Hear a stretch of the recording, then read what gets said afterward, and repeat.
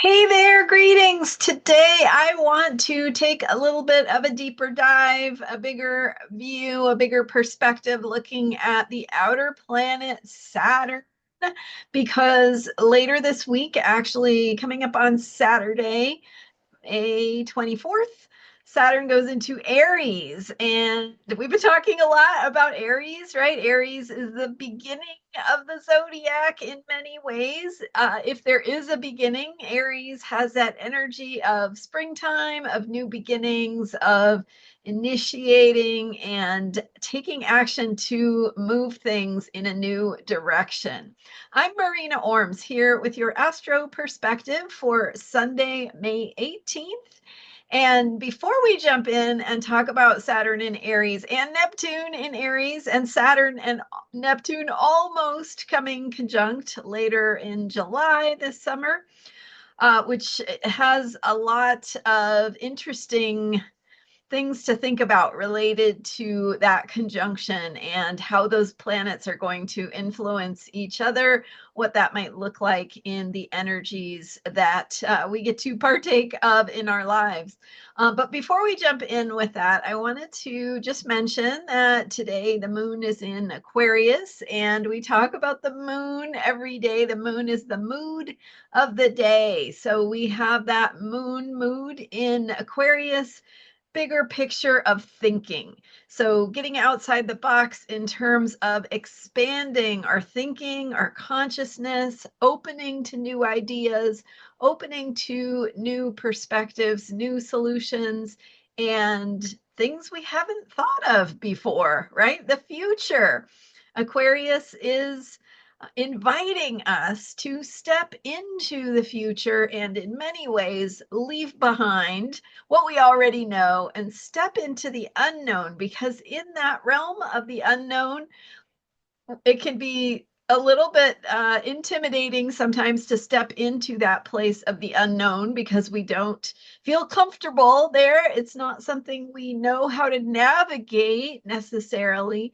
But in that space of the unknown is where the figurative magic happens, right? Getting outside your comfort zone is where the magic happens, because in that realm of the unknown is also where the new solutions to old problems lies.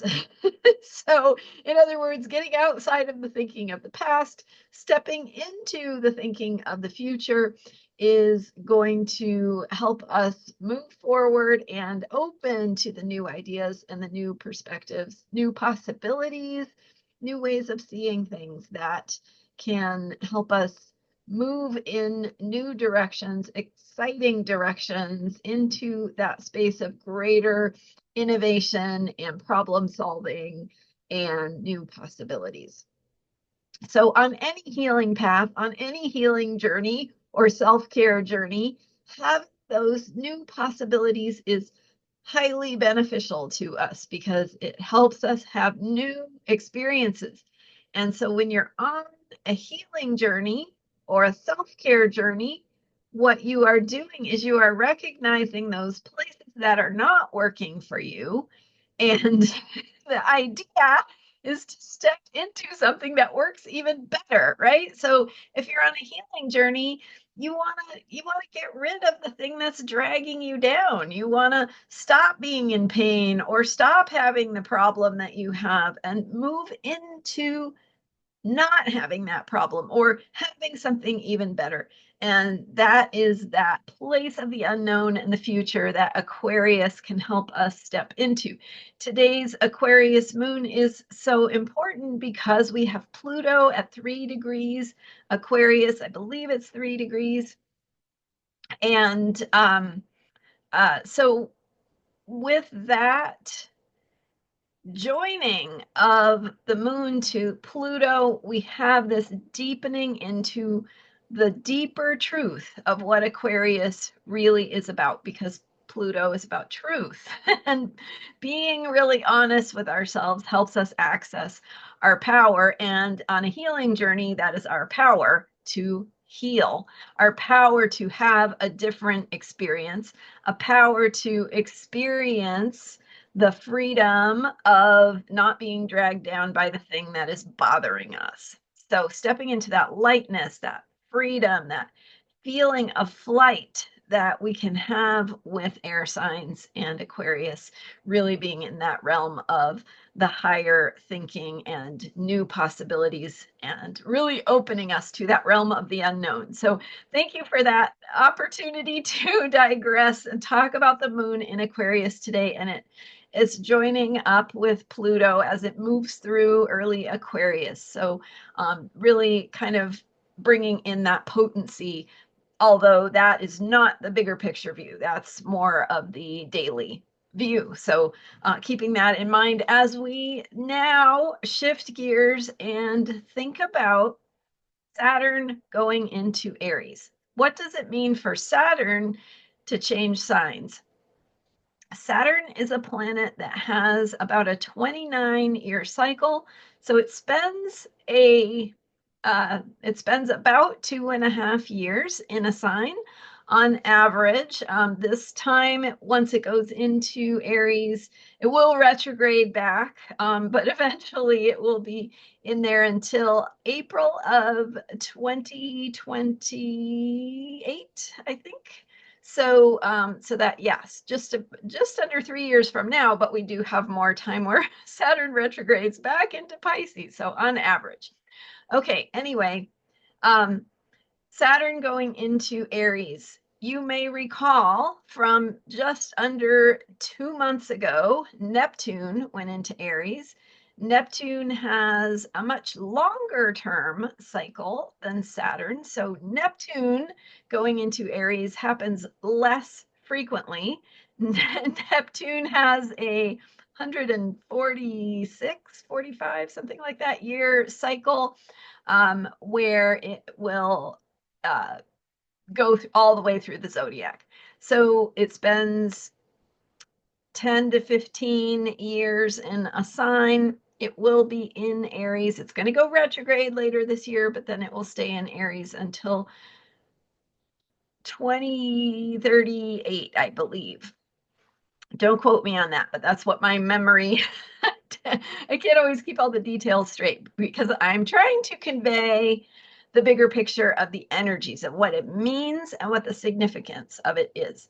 So, so we had Neptune going into Aries again, beginning of the zodiac, new beginnings, starting things, new seeds being fertilized, new projects showing up, new forms, and Saturn in particular has to do with form and how energies crystallize or take shape or come into form. So interestingly enough, Neptune is about energy, right? It's about this bigger picture that transcends the physical world. It's about spirit and spirituality and some of these sort of intangible things that are deeply felt, that are known in our senses, right? Our intuition. They are known because they're felt.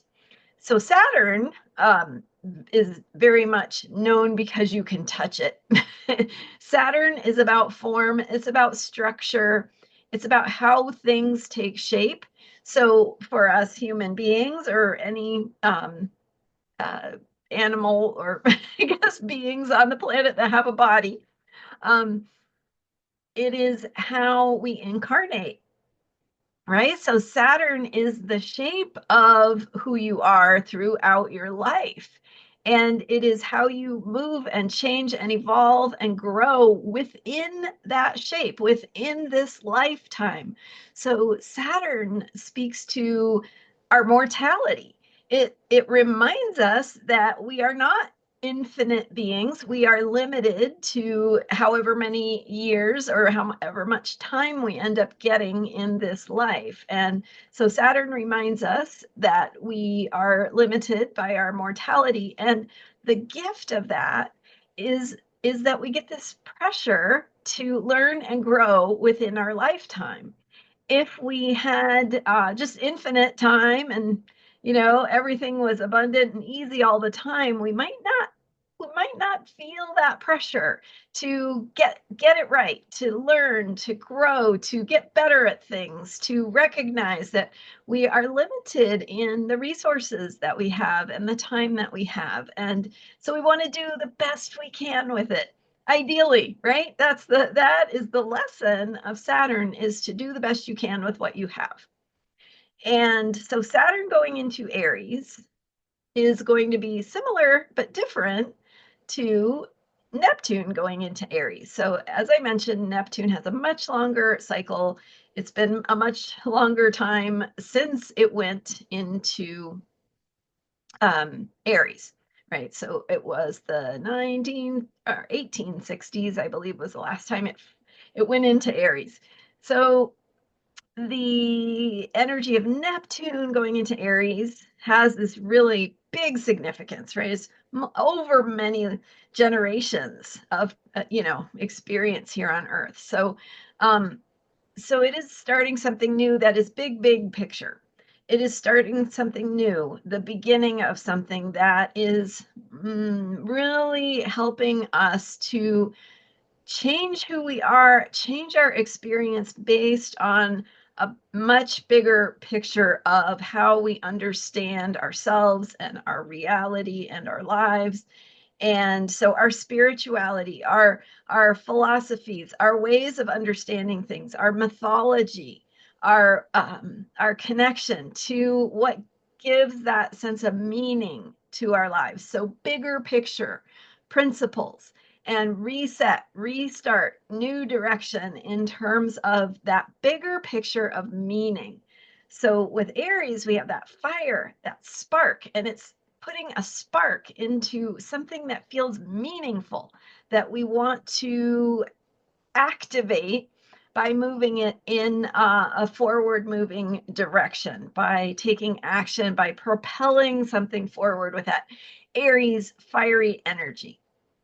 So Saturn goes into Aries, and Neptune, I think I said, will be in Aries until the late 2030s. So Saturn, which will be in Aries until 2028, so a shorter time and also a shorter cycle. So the last time Neptune went into Aries was about 29 years ago. So shorter term, but also big picture still, right? So with Saturn, we are beginning a new incarnation. So with Neptune, we're beginning a new, bigger picture of meaning, of mythology, of connection to something that feels transcendent, bigger than life.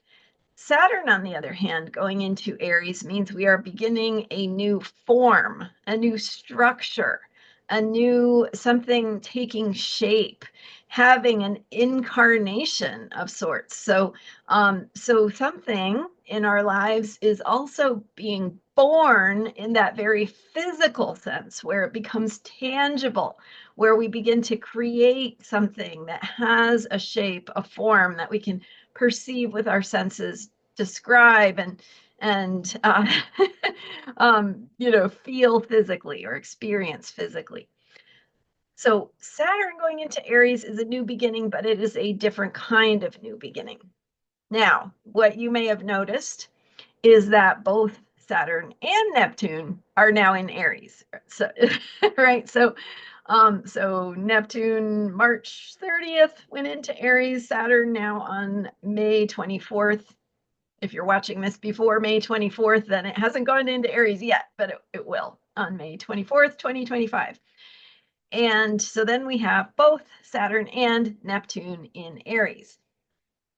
There's a lot that we can sort of explore in terms of the symbolism of these two planets and these energies, and the energy of Aries and new beginnings, and that experience of new directions, new forms, new things taking shape. So first of all, Saturn and Neptune are coming together. And so that is the Saturn-Neptune conjunction, which will technically not be exact until 2026, but they get so close, Saturn gets so close to Neptune before they both go retrograde. And that happens in mid-July of 2025. So they get within a fraction of a degree of each other, which is very, very close, but not exact. And then they both go retrograde and they start to move apart again, and they both head back toward Pisces, going back into Pisces later in the year. So while they're both in Aries, they're both very close. They are both activating this energy of a spark of new life, new form, something emerging, something taking shape, but again, at the very beginning.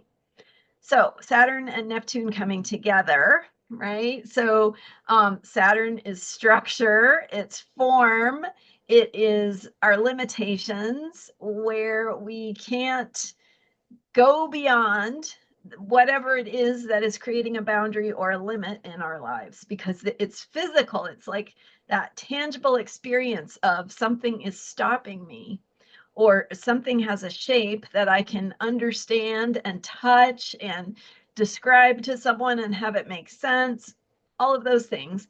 And then Neptune is about not that. Neptune is about transcendence, right? It is about blowing away the whole idea of form to say there is no form without energy. And behind form, behind structure, there is always an energy pattern that is bigger and has a bigger quality or existence than the tangible form itself. So that can come across in many, many, many ways.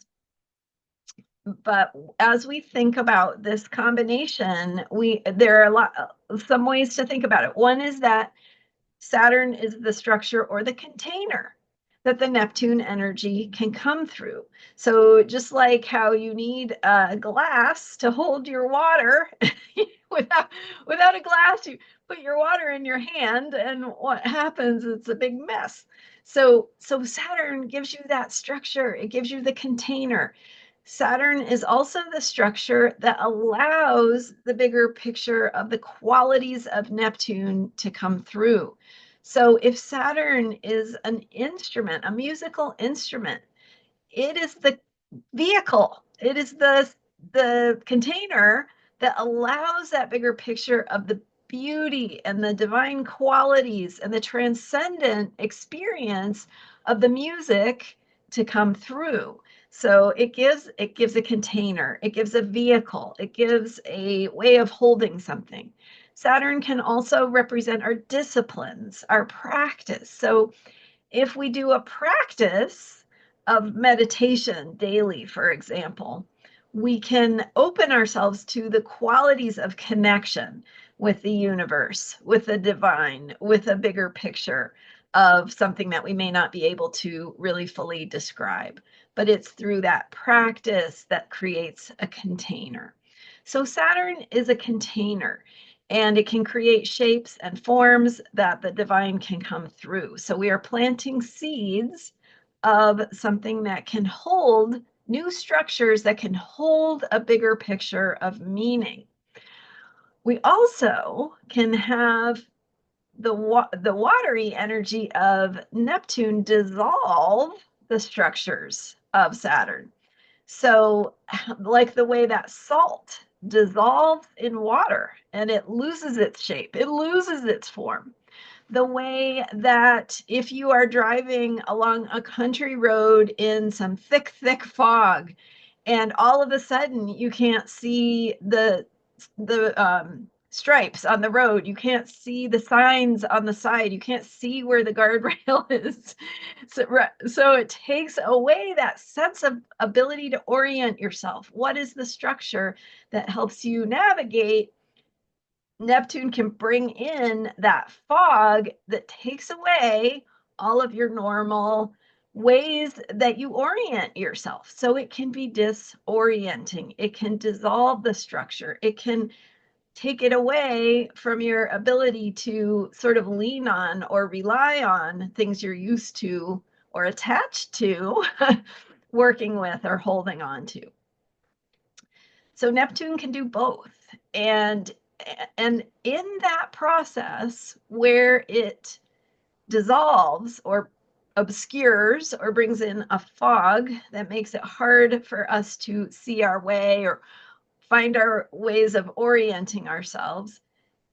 In the process of taking that away, taking away the road signs and the guardrails and the directional stripes, when those go away, it means that we become open to a new way of guiding ourselves, new information. So in your life, when you have like a Neptune transit of your sun or your moon, it can feel really confusing, right? It's like it's taking away, it's obscuring, it's bringing in a fog of confusion where things that you used to rely on don't work anymore.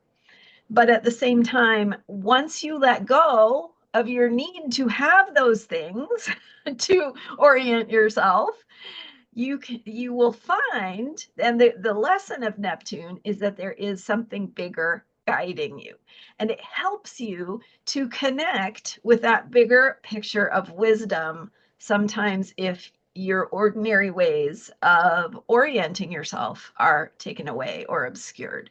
So it leaves confusion, and the way to respond to that confusion is not to try to cling and bring back what gives you comfort, but to let go, to surrender, to feel the feelings. Sometimes there's some grief or some sadness or other feelings that might come up. And in that process, the feelings can kind of help to clear and cleanse away the old attachments, opening you to that bigger picture of what is speaking to you in that bigger picture of wisdom. So new ways forward. So Neptune is the dream, right? And our dreams, our hopes for the future can be given a container with the Neptune and Saturn energies coming together. And again, this will not fully be exact until 2026, but we start to get that taste of it. We really start to connect with what is possible. So Saturn creates a container for the dream. In the process, we may have to let go of the comforts of the past that we used to use to feel safe, to orient ourselves, to rely on in terms of our understanding of how things work, right? Our sense of control. So we've got to let go of some of that sense of control. And in the process, we can open to the new form that is emerging that can hold the bigger picture of the dream, of what we can imagine, of what our hearts want. And again, remember, there is a new meaning being birthed through this process. So it's not that meaning is new, it's that we are awakening to meaning in a way that is new and bigger. And it might be a remembering. It could be remembering something that we used to know, and even generationally that we used to know and maybe have forgotten, but really reconnecting with that bigger picture of meaning, of principles, of what we care about, what our hearts want, what really is important in that bigger picture. So the Saturn and Neptune energies coming together can create the container for the dream. We can also have Saturn coming in as a reminder of reality, right? So Saturn might constrict. It might bring in a constricting energy that confines some of the places where we have gotten lost, some of the delusion, the confusion, the ways that we have lost our way. Saturn might, right? It could help us to come back. It could create that container that says, here is the way to move forward, and helping us to find that place of guidance, get our feet on the ground, and figure out what to do. So that is a possibility. So you've got Saturn influencing Neptune, Neptune influencing Saturn, both in Aries, both in that place of new beginnings. Saturn bringing the constraint, or maybe bringing the qualities of Neptune back down to Earth, possibly with some difficult reminders. Remember, Saturn is about our limitations, our limits, our boundaries. And so we might find that we get reined back in some certain ways. We could find that we have a connection to a bigger picture of meaning and truth, and we are reinvigorated with that spark of Aries, with that fire to put things in place, to take action, to move things forward. So with all these bigger picture energies, we want to think about how this can be part of our own process. So thinking about it for yourself and what that might look like in terms of your work, your creative work, any projects you're working on, any relationship or family work you're doing, any generational work, right? Any of the things you are doing that help to move things in a positive direction for yourself. So you can think of this time as a time to connect with what you really imagine, with what your dream really is, right? Connect with that bigger picture of what your heart wants. Don't worry about how, just connect with why, right? Connect, and because there's something opening about that bigger picture of meaning that wants to take shape. So connect with the why. And then as you connect with the why, pay attention to what is emerging, what is showing up in terms of opportunities in your life, new directions, um, new ways that you might think about things, new ideas, new connections. I don't know, right? So bringing in that sense of, willingness to try new things, take some risks. Opportunities that invite you to move in new directions could be beneficial, especially if it feels like it taps into your big why, your your bigger picture of meaning. If your heart says yes, this is a good time to take those risks, to move in that direction. And I never advocate for just completely burning bridges and blowing away, whatever has kept you safe in the past. But this is really about stretching into new possibilities, moving into that new zone of what you are becoming, really letting yourself make your choices based on the future, your dream, your vision, your hopes. How would you act in your day-to-day life if you knew that the future you want was taking shape now? Because what if you were to assume that the future you want is taking shape? How do you act? How do you make the little micro decisions of your day-to-day life? How do you show up? How do you talk to yourself? How do you take care of yourself on a daily basis, if that is true? So you are opening to that bigger picture of possibility, and quite possibly you are in the process of creating that future, that dream, by your very micro decisions in your day-to-day life, your ways of showing up for yourself. There is no wrong. There is no failure. There is only, how can I do it now?